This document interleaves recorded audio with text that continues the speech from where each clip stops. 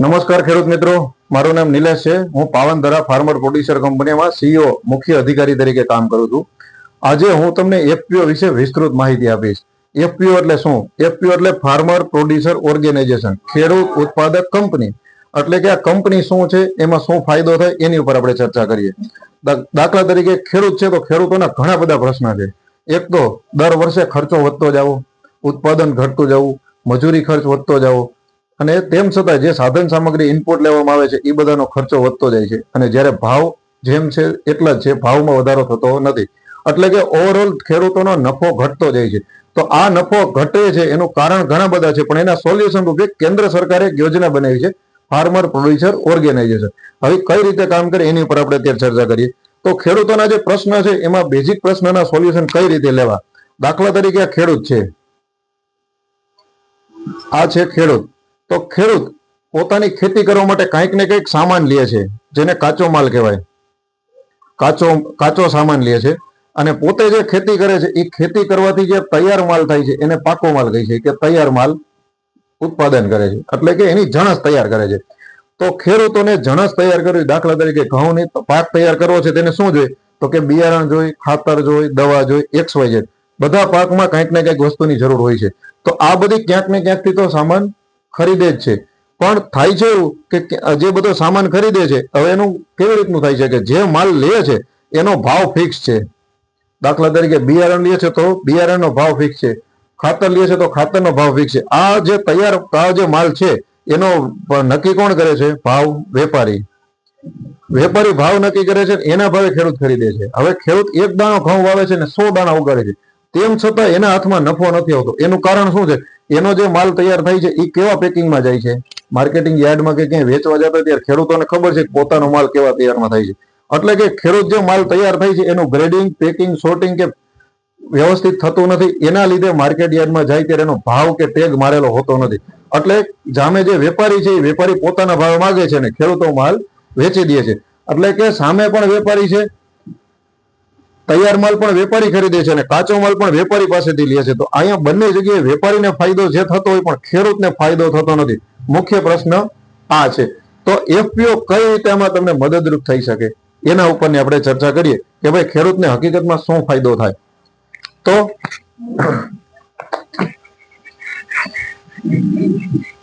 એક એફપીઓ છે એ તાલુકામાં, એક એફપીઓ બન્યો હોય તાલુકાના એવરેજ 30 થી લઈ અને 120 ગામ સુધી હોય છે. આટલા ગામનો એક તાલુકો હોય છે. હવે આ તાલુકામાં એક એફપીઓ બને છે, આ તાલુકામાં એક એફપીઓ બને છે. તો સરેરાશ લગભગ 20,000 થી વધારે ખેડૂતો હશે. 20,000 થી વધારે ખેડૂતો હશે. આપણે માની લઈએ કે 5,000 ખેડૂતો એફપીઓ સાથે જોડાય છે, વધારે નહીં, ખાલી 5,000 ખેડૂતો જોડાય છે. તો ખેડૂતોને ખેતી માટે કંઈક ને કંઈક કાચો સામાન જોઈએ છે, એ બધાને ખ્યાલ છે. હવે આ જે સામાન છે સરેરાશ માની લો કે દર ખેડૂત છે એ લોકોને 5,000, 7,000, 10,000 રૂપિયાની દર મહિને કાચા સામાનની જરૂર હશે. પણ આપણે એવું માની છે કે એટલો બધો નથી જરૂર, પણ ફક્ત 4,000 રૂપિયાના સામાનની જરૂર છે. ફક્ત 4,000 રૂપિયાના સામાનની જરૂર છે. તો ટોટલ દર મહિને 2 કરોડ રૂપિયાનો માલ ખેડૂતો ખરીદે છે. આ માલ જો ખેડૂતો એફપીઓ માંથી ખરીદશે તો શું થશે? એફપીઓમાં એમને બહુ ઓછા નફે, માર્જિનલ નફામાં એફપીઓ ખેડૂતોને માલ પૂરો પાડશે અને સામે ક્વોલિટી પ્રોડક્ટ, સ્ટાન્ડર્ડ કંપનીની ક્વોલિટી પ્રોડક્ટ પૂરી પાડશે અને ઓછા નફે આપશે. કારણ કે અહીંયા એફપીઓને નફો કરવાનો ઇન્ટેન્શન નથી, ખેડૂતોને મદદરૂપ થવાનું ઇન્ટેન્શન છે. માની લો કે આ 2 કરોડ રૂપિયાનો ટર્નઓવર છે, એમાં એફપીઓ ખાલી 5% નફો રાખે, ખાલી 5% નફો. તો રૂપિયા જે થશે એ બધા પૈસા પાછા એફપીઓમાં જમા રહેશે, કોઈ વ્યક્તિગત પૈસા જતા નથી. તો આ નફો સમજો કે 2 કરોડ રૂપિયાનો 5% થાય એટલે મહિને 10 લાખ રૂપિયાનો નફો થયો. આ નફો પણ એફપીઓમાં રહેશે અને આ એફપીઓમાંથી જે નફો થયો એ પાછો ખેડૂતો પાસે જ જવાનો છે. એટલે કે અહીંયા બહુ ખેડૂતો જો એક સાથે સંગઠન કરશે તો સંગઠનથી ખેડૂતોને વ્યાજબી ભાવની અને ક્વોલિટી પ્રોડક્ટ મળશે અને સાથે જે નફો થશે એ પણ એફપીઓમાં જ રહેશે. હવે એફપીઓ છે એ કંપની છે, કંપની છે પણ એ કઈ રીતની કંપની છે કે ખેડૂતોની પોતાની કંપની છે. એટલે કે એફપીઓમાં જે કંઈ બિઝનેસ કે ટર્નઓવર થશે એના નફાના ભાગીદાર ખેડૂતો છે, કોઈ વ્યક્તિ નથી. એટલે કે ખેડૂતો 2,000 રૂપિયા કે કોઈ પણ એક સભાસદની ફી ભરીને ખેડૂતો અહીંયા જોઈન થશે. એટલે કે જેટલા રૂપિયાના શેર સર્ટિફિકેટ, શેર ભાગીદારી લીધી છે એટલા ટકાના એ નફાના ભાગીદાર થશે, નફાના ભાગીદાર થશે. હવે એફપીઓ બની ગઈ, પણ ચલાવશે કોણ? ચલાવવા માટે એક વ્યક્તિ હોય છે મુખ્ય અધિકારી, જેને સીઈઓ કહેવામાં આવે છે, અને એક વહીવટ કરવા માટે એકાઉન્ટન્ટ હોય છે. આ વ્યક્તિ કંપની ચલાવે છે. કંપની આ લોકો ચલાવે છે, નફાના ભાગીદાર ખેડૂત છે. પણ આના માટે ખેડૂતની એફપીઓ ની આખી પ્રોસેસ છે કે એફપીઓ બની જાય એમાં બે વ્યક્તિ અધિકારી છે, પણ આ વ્યક્તિ ચલાવશે કોણ? માર્ગદર્શન કોણ રહેશે? તો માર્ગદર્શક રહેશે તાલુકાના જ ખેડૂતો. દાખલા તરીકે આપણે વાત કરીએ કે 25 થી લઈ અને 120 ગામના ખેડૂતો ગામ હોય છે, તો 4 થી 5 ગામમાં જે સક્ષમ ખેડૂત છે, જે જાણકાર છે અને જે નેતૃત્વ કરી શકતા હોય એવા 10 થી 15 ખેડૂતો ભેગા થઈ 10 થી 15 ખેડૂતો ભેગા થઈને એફપીઓ ની રચના કરે છે. એટલે આને ડિરેક્ટર કહેવામાં આવે છે. આ ડિરેક્ટર છે ને એ એફપીઓ નું માર્ગદર્શન કરે છે. એટલે કે પોતાના વિસ્તાર પ્રમાણે શું પરિસ્થિતિ છે, કયો પાક છે, શું પ્રોબ્લેમ છે, એના સોલ્યુશન માટે ડિરેક્ટરો માર્ગદર્શન આપશે. એ માર્ગદર્શન હેઠળ મુખ્ય અધિકારીની એકાઉન્ટન્ટ ઓફિસનો વહીવટ આખો કરશે અને એના લીધે એફપીઓ નું કામગીરી આગળ વધશે. હવે આ માર્ગદર્શક છે એ પણ ખેડૂત છે, તો એને કંપની ચલાવવાનો અનુભવ નથી. તો હવે કંપની ચલાવશે કોણ? ટૂંકમાં કંપનીના નિયમો બધા પ્રમાણે કોણ આગળ વધશે? તો માર્ગદર્શક છે ડિરેક્ટર ખેડૂત જ છે. તો એની ઉપરની એક સંસ્થા હોય છે એનજીઓ.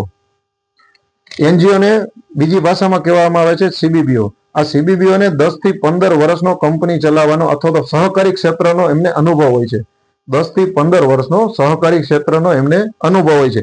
આ લોકો જે ડિરેક્ટર છે, ડિરેક્ટરોને કાયદાકીય રીતે એફપીઓ નું જે કંપનીના જે નિયમો છે એ નિયમો પ્રમાણે કામ કરવા માટેની, અને બીજું સરકાર દ્વારા જે કઈ માહિતી કે ગ્રાન્ટ કે કોઈ સહાય આવે છે એ સહાયની બધી માહિતી પહોંચાડવાનું કામ આ સીબીબીઓ એટલે કે એનજીઓ કરે છે. હવે આ એનજીઓ ની ઉપર કોણ હોય છે? તો એનજીઓ ની ઉપર હોય છે નાબાર્ડ. નાબાર્ડ એટલે ખેતીની સહકારી સંસ્થા. અને નાબાર્ડ ને ફંડિંગ કોણ કરે છે? તો કે કેન્દ્ર સરકાર. કેન્દ્ર સરકાર નાબાર્ડ ને ફંડિંગ કરે છે. નાબાર્ડ એનજીઓ થ્રુ બધો ફાયદો એફપીઓ ને પહોંચાડે છે. એટલે કે ખાલી કંપની ચલાવવાની એવું નથી, પણ એની સાથે કેન્દ્ર સરકાર આ બધા બેનિફિટ માટે એક્સ્ટ્રા બધી સહાય આપે છે. તો સહાય કેટલી આપે છે કે કોઈ પણ કહેવામાં એવું આવે છે કે 3 વર્ષ સુધી કોઈ પણ ધંધો કરવો હોય તો 1000 દિવસ 3 વર્ષ સુધી ઘરના રોટલા ખાવા પડે.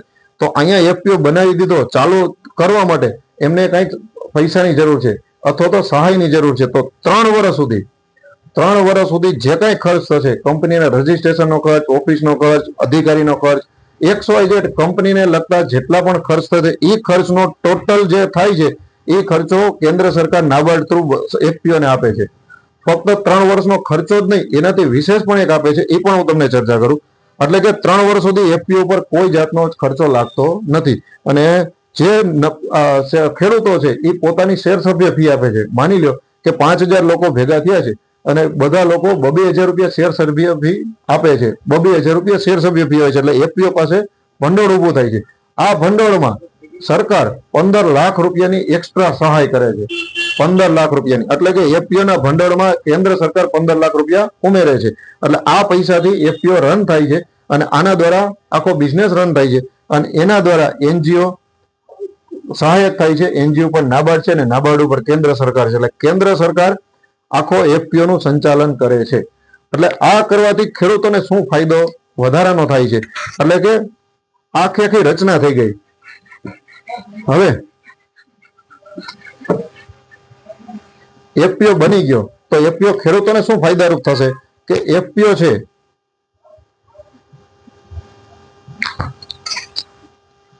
ખેડૂતોને ખેડૂતોને જે કાચા સામાનની જરૂર છે એક તો હોલસેલ ભાવે ખરીદી કરશે. હોલસેલ ભાવે ખરીદી બહુ ઓછા નફે પોતાનો બિઝનેસ કરશે. અને સાથે જે એનો તૈયાર માલ થાય છે એ તૈયાર માલ ઉપર એક વ્યક્તિથી બધા મશીનરી વસાવી કે બધું અઘરું પડે છે. એનું સોર્ટિંગ કરવું, ગ્રેડિંગ કરવું કદાચ પોસિબલ નથી થતું. પણ એફપીઓ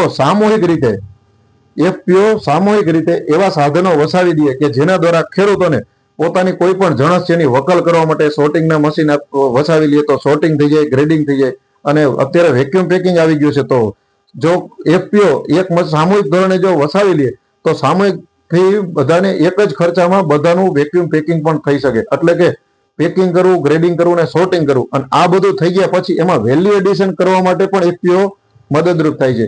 દાખલા તરીકે ચણા તૈયાર થતા હોય તો ફક્ત ચણા યાર્ડમાં વેચવા જાય એના બદલે એની દાળ કેમ તૈયાર કરવી, અને દાળ કર્યા પછી એનો બીજા કોઈ લોટ કેમ તૈયાર કરો, આવી બધી વસ્તુ તૈયાર કરી અને આખો જે માર્કેટમાં જે ખરીદદારો છે ત્યાં સુધી પહોંચાડવા માટે એફપીઓ મદદ થઈ શકે એમ છે. એટલે કે જે ઇનપુટનો ખર્ચ થાય છે એ ખર્ચ ઘટશે. બીજું, જે માલ તૈયાર કરવાનો છે, જે ઉત્પાદન લેવાનું છે, એ ઉત્પાદન માટે જરૂરી પૂરી માહિતી પૂરી પાડશે, સાચી માહિતી પૂરી પાડશે. એટલે કે બિનજરૂરી ખર્ચા હટશે અને યોગ્ય માર્ગદર્શનથી જે ઉત્પાદન થશે, ક્વોલિટી વાળું ઉત્પાદન થશે. ક્વોલિટી ઉત્પાદન થયું એની સાથે મૂલ્યવર્ધન કરવું, એમાં પ્રોસેસિંગ કરવું, સોર્ટિંગ કરવું, ગ્રેડિંગ કરવું, પેકિંગ કરવું, આ બધી વસ્તુ કરી અને વેપારી સુધી જો માલ પૂરો પાડશે તો ખેડૂતોને સૌથી વધારે મેક્સિમમ નફો ખેડૂતો સુધી પહોંચશે. એટલે કે ખેડૂતોને સૌથી વધારે નફો થશે. બીજું, એફપીઓ જે કઈ નફો કરે છે એ પણ ખેડૂતોની કંપની છે, તો વાર્ષિક ધોરણે જે કઈ નફો થશે એ પણ પાછો ખેડૂતો સુધી પહોંચશે. એટલે સામાન્ય ભાષામાં કહીએ તો એફપીઓ એટલે શું, તો કે ખેડૂતોની પોતાની કંપની. આવી એફપીઓ કેન્દ્ર સરકારે દરેક તાલુકામાં બબે બનાવેલી છે. દરેક તાલુકામાં બબે બનાવેલી છે. રાજકોટ જિલ્લાના જેટલા પણ તાલુકા છે એમાં પણ બનાવેલી છે, સુરેન્દ્રનગરમાં, અમદાવાદમાં, ટૂંકમાં આખા ભારતમાં ટોટલ સરકારનો એવો ધ્યેય છે કે 10,000 એફપીઓ બનાવવાની છે. 10,000 એફપીઓ બનાવેલી છે. તો કેન્દ્ર સરકાર દરેક તાલુકામાં બધી જગ્યા બનાવેલી છે. તો જો તમને આ માહિતીથી લાગતું હોય કે ખેડૂતોને હકીકતમાં ફાયદો થશે તો તમે આમાં જોડાઈ શકો છો. અને જો તમે કોઈ પણ તાલુકામાંથી, અમારો રાજકોટ જિલ્લાનો કોટડા સાંગણી તાલુકાનો એફપીઓ છે, પણ તમે જો ખેડૂત છો અને ખેતી કરો છો તો એફપીઓ સાથે જોડાઈને મેક્સિમમ બેનિફિટ તમે લઈ શકો છો. અથવા તો તમને તમારા તાલુકામાં એફપીઓ વિશે ખ્યાલ ન હોય તો તમે અમારો સંપર્ક કરો. અમે તમને તમારા તાલુકામાં કઈ જગ્યાએ એફપીઓ છે એની પણ તમને માહિતી આપશું. અથવા તો એફપીઓ વિશે કોઈ પણ જાતના તમને કોઈ સવાલ રહી જતા હોય, કોઈ પણ જાતનો પ્રશ્ન હોય કે કોઈ ડાઉટ હોય તો તમે અમને ફોન કરશો અથવા તો અમને માહિતી આપશો તો અમે તમને બધી માહિતી પૂરી પાડશું. અમારો નંબર છે 91060 95683. મારું નામ છે નિલેશ. તમારે કોઈ પણ માહિતીની એફપીઓ બાબતની જરૂર હોય તો તમે અમારો સંપર્ક કરી શકો છો, અમે તમને માહિતી આપશું. તમારા તાલુકામાં એફપીઓ કઈ જગ્યાએ છે એની માહિતી જોતી તો પણ તમે આપશું. જરૂરી નથી કે બધા અમારી સાથે જ જોડાય, પણ તમે તમારા તાલુકામાં જોડાય અને તમારા એફપીઓ નો મેક્સિમમ લાભ લ્યો એના માટેની મારી આ માહિતી આપેલી છે. અને જો તમને કોઈ પણ જે ખેડૂતો છે એ ખેડૂતો સુધી આ માહિતી પહોંચાડવા માટે તમને જે અત્યારે વિડીયો આપું છું, આ વિડીયો ખેડૂતો સુધી પહોંચાડો, જેથી કરીને એમને એફપીઓ નો માહિતી મળે અને એફપીઓ સાથે જોડાય અને ખેડૂતો પોતે મેક્સિમમ લાભ લઈ શકે. ધન્યવાદ.